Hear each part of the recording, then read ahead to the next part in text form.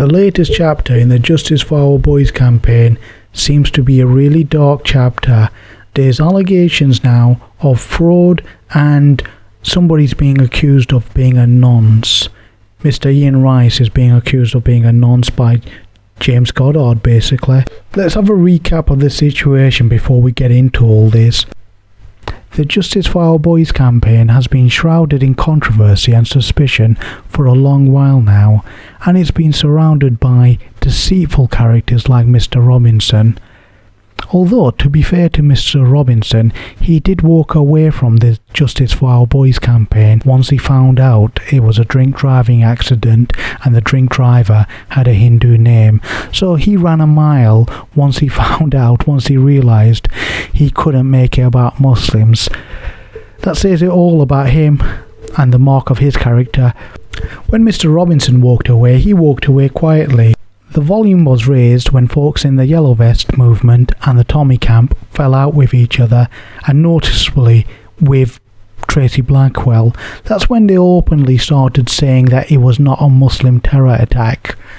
So basically, folks started telling the truth. It's amazing how fallouts can lead to truth being told publicly. Once that message was spread across the internet and that message was filtered to various activist groups such as the Vets, DFLA, and the Tommy Robinson crew, that's when folks like Mr. Goddard started doing some sort of damage limitation. He started backtracking, Tracy started backtracking, the people started claiming that they never said it was a Muslim terror attack.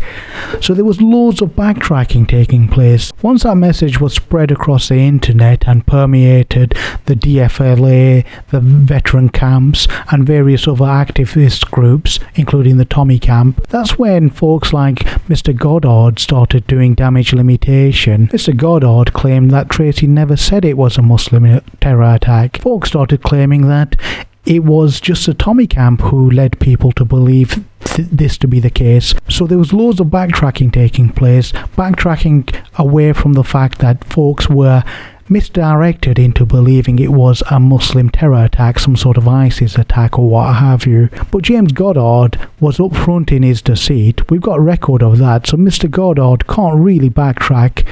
Hello? Right, yeah, I'm going to move on from what Tracy said. I'm just going to read out a few cities. Moscow, Malmo, Paris, San Bernardino, New York City. Josh, George and Harry were murdered by terrorists. The reason they're telling us they're not terrorists is because it's a cover-up. In addition to that, Tracy Blackwell did appear to answer in the affirmative when she was asked directly if she believed it was a Muslim terror attack, which was covered up by the authorities. So it was an Islamic attack, and they just kind of wanted to cover it up because there's been too many Islamic attacks, so they've just decided to cover this one up. It's not just our one. You know, we've done a lot of research stints, and we do believe these were two extremists that done this. That's what we would believe at the moment, because we haven't been shown or found anything other than that fact. So there's a bunch of lies around the campaign, and I presume loads of people have donated thinking it was an actual terror attack. Would these same people have donated if they knew it was a drink driver who was speeding, a drink driver with a Hindu name? Would they have really bothered to donate? I don't know, but I have my suspicions. I suspect many people would not have cared one iota. People like Blackwell knew this, hence why they let people believe it was a Muslim terror attack, as many folks were only interested when they could dishonestly make it about Muslims. Blackwell would have known this, hence why she stayed quiet and let people believe all this. According to Buska, there's been £100,000 raised for Justice for Our Boys. I'm not entirely sure how he's got to come to that figure, but to be fair, I'd imagine it's a significant amount of money. You got to remember there were bucket collections at various demos and events. You can imagine how much money is raised on each demo, right? Passing a bucket around, if there's 500 people at a demo and 100 of them put in 20 quid, that's £2,000. The latest bit of drama and controversy around Justice for Our Boys is the claim that Nicola and Ian Rice have left Tracy's side, so they've split away from her and they're trying to take legal action against her because they're accusing her of taking the donation money.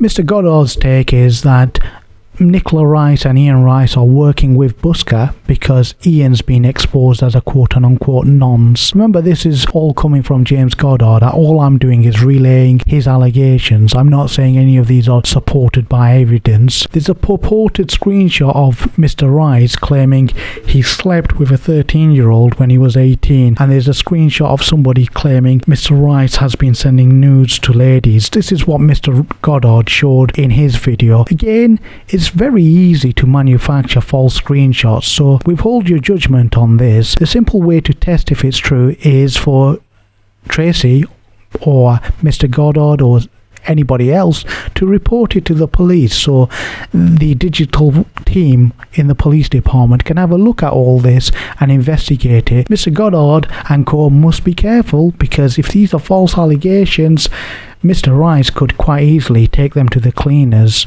And the same applies to the other allegation, another serious allegation. Mr. Goddard said Mr. Rice has been sending numerous death threats to Tracy Blackwell.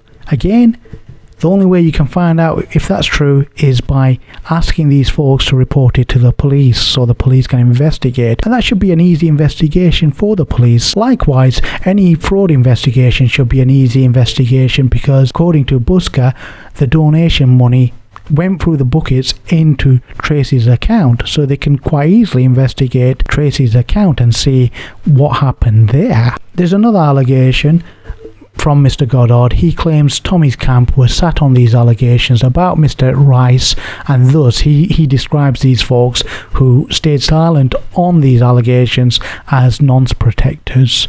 Again, his words, not mine.